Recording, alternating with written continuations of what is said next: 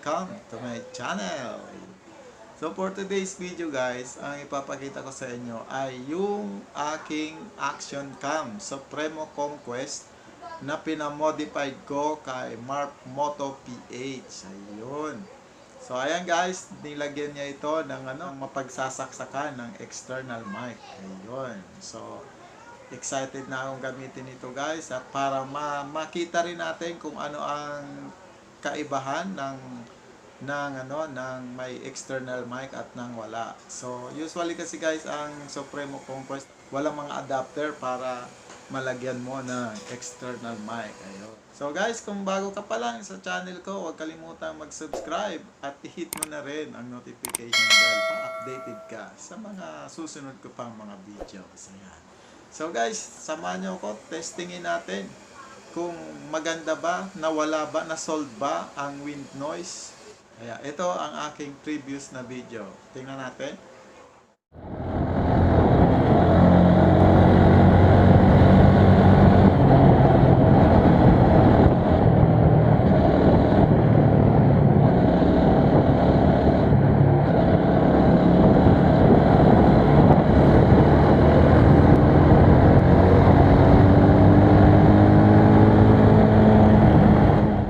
So ayun guys, talagang dinig naman natin yung hangin or yung WindNoise. So ito naman yung videos na naikabit na yung external mic. Panoorin natin guys. Yon.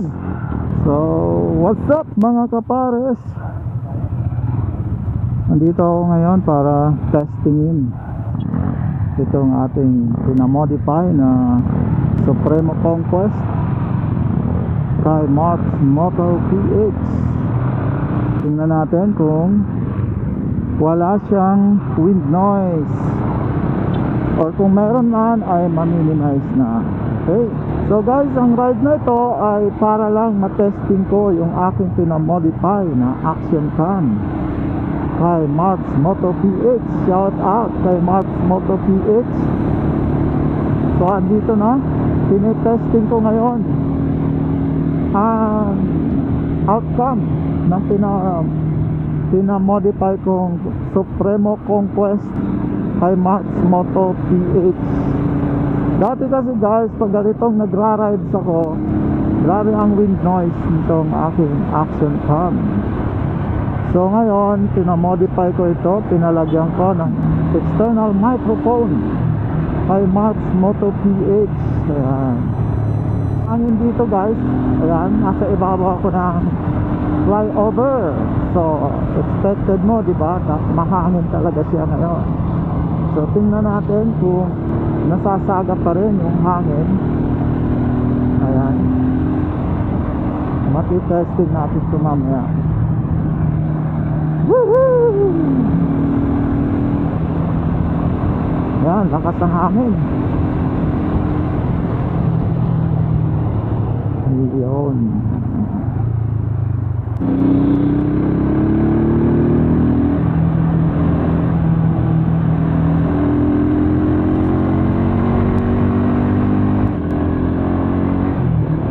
Excited na ako na malaman kung ano naging result talaga ng aking pinamodify na action cam.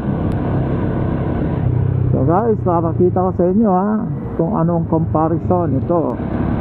At ipapakita ko rin ngayon itong aking, ayan, mahangin ulit, actual testing dito sa aking action cam ngayong nakabitan na ng external microphone ni Moto PH.